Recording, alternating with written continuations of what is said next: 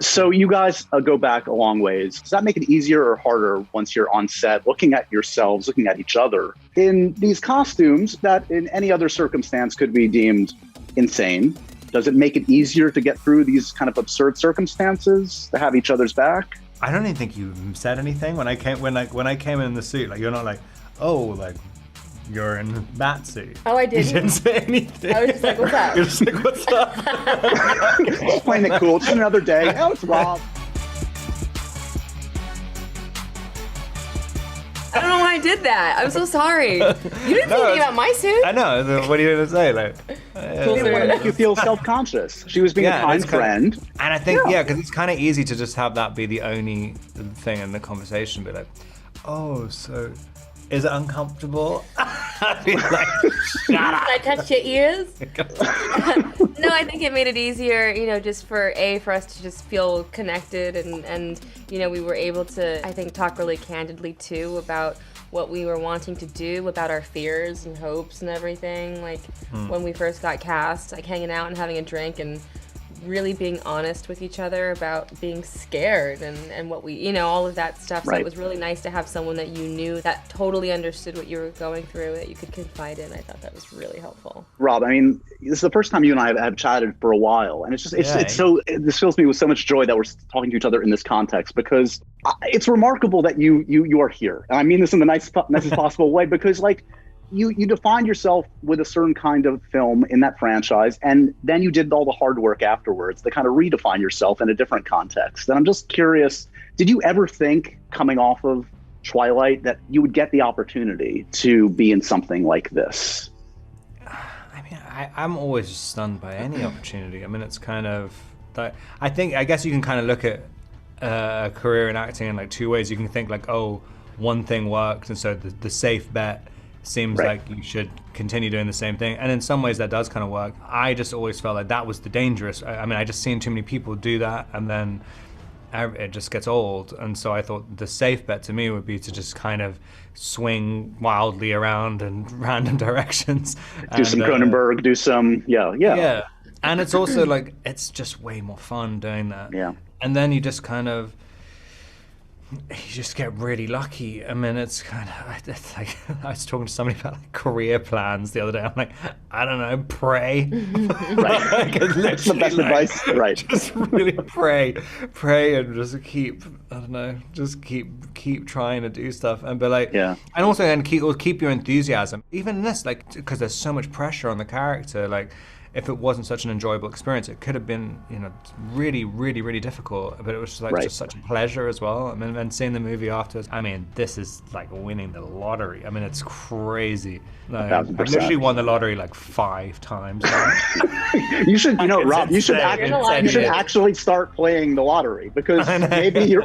I mean, there's a great clip that's floating around. People resurface every once in a while of you and I talking about 11 years ago, and I asked you about like a superhero role, whether you'd ever play a superhero, and you said you had one in mind, and then you stopped talking. You didn't want to say what it was, and then you talked about how like you were worried the fanboys would tear you apart if you ever did a superhero role. So I guess my question is, do you remember what the role was that you were dreaming of, and were you surprised and happy when they didn't tear you apart and everybody seemed to be like, yeah, Rob should be Batman when it was announced? I mean, it wasn't as 100% as that. That's not what the internet is like. There weren't riots in the streets. I've seen. I know, it was less. It was less aggressive than when I got cast in Twilight. Yeah. Like, which is strange because no one even knew who I was. That was literally just off one photo. Who's this guy? They're like, absolutely not. That was way more painful. But on this, I was quite surprised that there was a kind of weirdly positive reaction. I think it's because it was so left field as well. No, it's because you're a good actor. He did the work. He proved himself. Yeah. We like you. And do you remember what superhero role you were dreaming about back then? I'm trying to remember what I was thinking about. I mean, I can't tell whether it's better or worse to say if it was Batman. Just go with it. It's a good narrative. I've been dreaming of it all my life. I mean, I think sometimes I was just like the words start coming out of my mouth and I'm not entirely sure if they're really connected to anything. Can we talk about music for a second? Giacchino's score in this is just like out of this world. I'm obsessed with it. You guys also share a passion for music. Obviously, I know that. As I recall, Giacchino's score was like at least partially complete. He had the theme when you were shooting. So was that playing like when you're walking in the room, when you guys are interacting? Did you use that to help get in the mood? No, the first thing they ever released, the first teaser in the suit, when it's just like walking towards the camera in the red light, that morning Matt had been given the first version of the theme, and so he was playing it then, and like even though it just looks like you're kind of just walking towards the camera, listening to that song and kind of wearing the suit, that was one of the first times I ever wore the suit. I mean, it really did something to me. There's something like forlorn about the whole thing. There's a forlorn hope. It's kind of like, instead of having the kind of someone on a horse holding the flag, it's like the kind of battered, like burnt flag, like afterwards. And that's kind of, and I feel like it's interesting to start a new version of Batman when he's kind of broken. He's sort of broken at the beginning. Like it's not like, and you're trying to build yourself up. And I thought that bit of score was probably more descriptive, more evocative than almost anything you could have got your hands on. Zoe, I'm curious. I know you've been working on music in your other part of your life. Did this experience inform that one at all? Are there any Rob Pattinson Batman-inspired songs on the forthcoming album? How weird would it be if I said yes? Like, that's what I'm hoping for. I'm just like, yeah. There's a song called there's a song called My Man, My Bat. You know, there's a song called Rob. There's a song called Rob.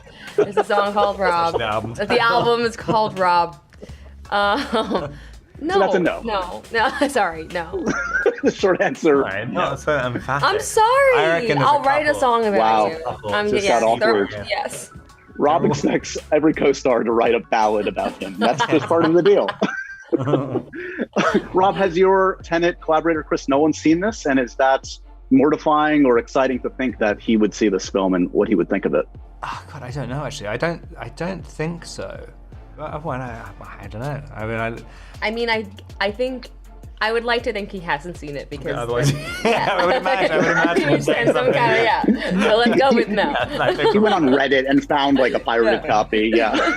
Who in your lives are you excited to share this with? Like share the finished product with? Is there a family or a friend that you're going to kind of live vicariously through this experience for? Really, all of them. I've never had a film where I'm proud and excited for my friends to come. I'm usually quite, embarrassed for people to see me, in a film. And this one, I'm like, everyone come see it, come to the premiere, come check it out. I think and people want to come. People want to come because it's like, it's not like, what's this weird movie that like, you did going to be? It's a cultural experience, Send me a link. Yeah, exactly.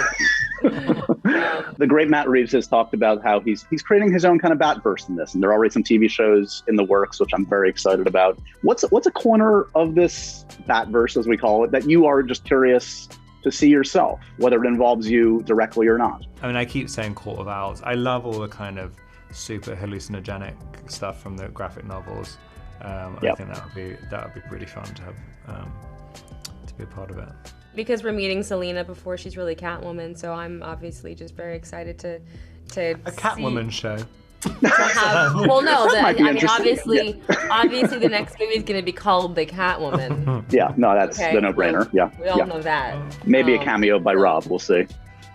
Yeah, maybe. We'll see. Wow, non-committal.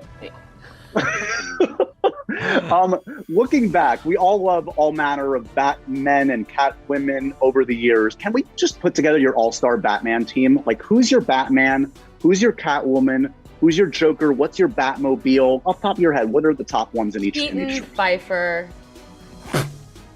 Right? Well, Rob, but also Keaton. But Rob. About to say. I'm sorry. I know it's Rob. Wow. But the friendship ends today. Yeah. Previous to Rob, it's Keaton. Now that Rob has arrived, it's Rob. I think Pfeiffer is my favorite. I think this is my favorite Batmobile in this film. Joker? You have a favorite Joker? Oh, Heath. Heath. One of the greatest performances of all time. Hands down. 1000%.